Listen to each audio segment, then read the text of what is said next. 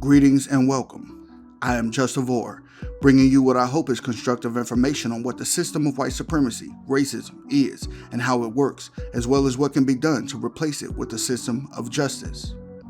Black self-respect counters racism, white supremacy, according to Dr. Francis Cress Welsing. One cannot speak about the system of white supremacy without discussing the problems non-white people have. Yes, non-white people, especially black people, have problems. In fact, you can easily find an abundant amount of examples and people willing to point out just how messed up black people are.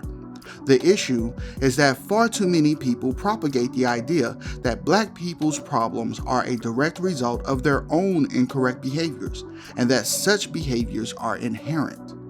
Now, as I stated before, black people have problems. And in an effort to solve the problems, it became necessary to study not only people classified as black, but also their environment. The conclusion was that black people's incorrect behavior is directly tied to the environment surrounding them. This environment has been correctly deemed racism, more specifically, the global system of white supremacy. In an effort to save time and energy, I will inform those who are new to this channel and these videos that I have already covered some of the basic problems non-white people, especially black classified people, have as a direct result of the system of racism, white supremacy, in our previous videos entitled, "Is White Supremacy Really the Problem?" I suggest viewing that video if you have not done so already. Also, on this channel, we attempt to offer constructive solutions whenever we are discussing and analyzing the problems victims of racism face in the system of white supremacy. As mentioned in our first video, Who is JustaVOR? Currently, the best solution for solving the problems of non-white people is to end the system of white supremacy using the concept of counter-racism, as developed by Mr. Neely Jr. I suggest watching that video as well, but more so, for a summary of overall solutions for non-white people, I suggest viewing the video entitled, How to End Racism, for the VORs. This video focuses on one important aspect of solving the problem of white supremacy as promoted to us by the Grandcestor, Dr. Francis Cress Welsing.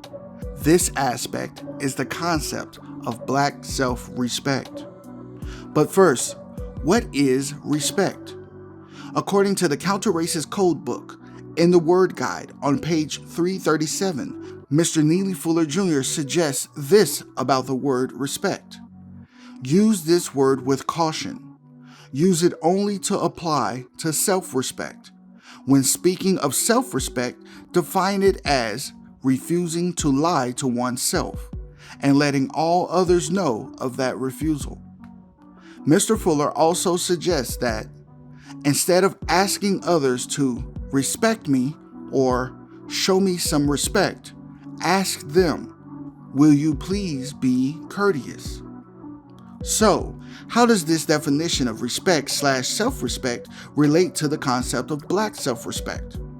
For the purpose of these videos, the term black self-respect will be defined as the act of a black classified person extending their individual self-respect to the collective of all black classified people. According to Dr. Welsing, I think that self-respect is critical. You see, until people respect themselves, they are not going to be taken seriously by anyone outside of themselves. And so it's not a question of hating. Do you see, some people think that an answer to racism is to go around hating people who classify themselves as white or being discourteous or disrespectful to them. I say no. The answer is respecting yourself as a black person, respecting other black people and other people of color, and maximizing and learning those behaviors that indicate that you do respect yourself. In Dr. Welsing's 1980 essay entitled Alienation, Anxiety, and Narcissism, included in her book The ISIS Papers, The Keys to the Colors, Dr. Welsing theorizes that Racism, white supremacy, having begun as a form of alienation toward the self, now has evolved into the most highly refined form of alienation towards others as well. The Grandcestor continues. The destructive and aggressive behavior patterns displayed throughout the world by white peoples towards all non-white peoples is the evidence of the inner hate, hostility, and rejection they feel towards themselves, and of the deep self-alienation that has evolved from their genetic inadequacy. I think what Dr. Welsing is describing is what in psychology is defined as projection, which essentially is when one places their own internal traits or emotions onto someone else or another group. One can find support for this theory when taking a look at the adverse stereotypes that those who practice racism have placed on their victims, especially VORs classified as black. Stereotypes such as black people are thieves. This coming from a group of people not only known for stealing people's land, entire continents even, but stealing actual groups of people. Black people are hypersexual, when it was actually racist man known for imposing himself sexually onto any and everything that moves. Black females, black males, adults, children, white women, farm animals, and anything else with a post, and even some with no post. And you have racist woman with a history of bearing as much of her skin as possible to get sexual attention from whoever is willing to take notice. Even today, who do you see more often than any other group using any excuse to bare their privates for public view?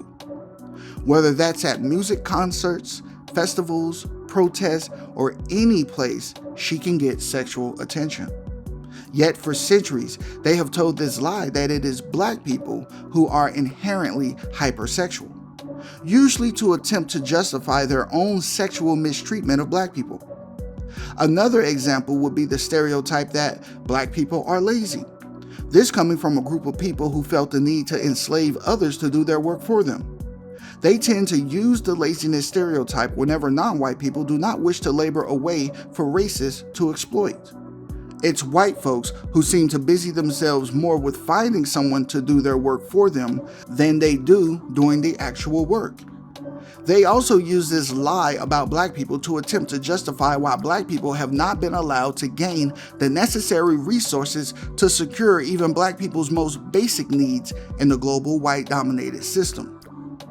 These are just a few examples of how so-called white people, as a group, have projected their own internal traits and feelings onto their non-white victims. Some would argue, but I know plenty of lazy, thieving, hypersexual Negroes who easily fit these stereotypes. How did it go from white people projecting this behavior to black people actually doing it? My theory is that this transference, as it is termed in psychology, is due largely to a phenomenon described as the Pygmalion-Gollum effect. To summarize the theory behind this phenomenon, the Pygmalion-Gollum effect demonstrates that people tend to attempt to meet whatever expectations are placed on them. High expectations can lead to people becoming high achievers, the Pygmalion effect, and low expectations lead to the opposite, the Gollum effect. White supremacists creating and projecting these stereotypes onto their victims lead the victims to sensing that these behaviors are expected of them.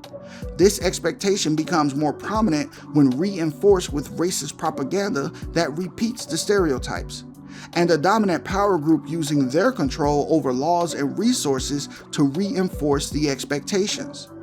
This leads victims to pick up on these cues and attempt to meet these stereotypes, which are projected onto them by the dominant white power group. When non-white people begin to pick up these destructive behaviors, the transference is complete. Now you have victims of racism behaving like they're victimizers, and black people engaging in behavior demonstrating a lack of self-respect and behavior which maintains white supremacy. In essence, since so much of the maintenance of the system of white supremacy depends on non-white people engaging in non-constructive behaviors and or participating in their own destruction, establishing and maintaining black self-respect counters racism. Anti-blackness is at the foundation of white supremacy, so logic dictates that black self-respect destroys the system of white supremacy. All kinds of negativity is dumped around the word black, so that when a black person learns that language, they are really learning self-hate. And as they learn self-hate, and as they look at the movies and look at the television and look at the magazines and look at the newspaper, you see, they're learning to hate black. And so then I go to relate to you, you see, as a black person. And so my behavior has got to be destructive until I consciously begin to understand more objectively about what is happening, you see. And then I say, even in the presence of the white supremacy dynamic, I will to respect myself and to love myself and highly regard myself as a black person. And I will, meaning I'm going to take conscious, disciplined control over my behavior and relate to other black people in a constructive manner. In closing, I think that it is worth noting that levels of black self-respect appear tied directly to levels of confusion about racism, white supremacy. The correlation appears that being less confused leads to more black self-respect, and being more confused leads to less black self-respect. When in contact with other black people, it may be necessary to take notice of the level of black self-respect to assess the potential for constructive behavior or potential conflict. I intend to explore the concept of black self-respect more thoroughly in the coming videos, including examples of how to demonstrate black self-respect, such as no contact, no conflict, VGQ, Victims Guaranteed Qualification, and the 10 basic stops, as well as other methods of achieving and exhibiting black self-respect in an effort to counter the system of white supremacy and replace it with justice. Justice meaning balance between people, guaranteeing that no person is mistreated, and guaranteeing that the person who needs help the most gets the most constructive help. What are your thoughts? What value can be found in black classified people prioritizing respect for their individual and collective selves? Feel free to leave your questions, comments, and concerns. For more information about the purpose and goals of this channel, as well as some basic definitions of words and terms we use in reference to our work, I have included a link below to a video containing this information. If you would like an even better understanding of the code and how it works, please visit producejustice.com to order the United Independent Compensatory Code System Concept by Mr. Neely Fuller Jr.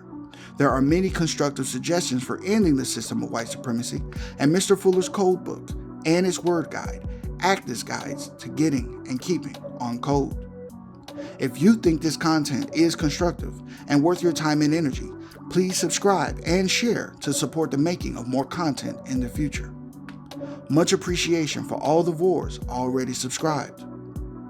I am JustaVOR, and I am still learning. Thank you for watching. Until next time. Let me say something that gets to the very crux of the matter, and this may be offensive for some to hear who are not on the side that we're on. White people, we have been the problem for 400 years. Say that again. Let me say it one more time for those of you who didn't hear me. White people, we have been the problem for 400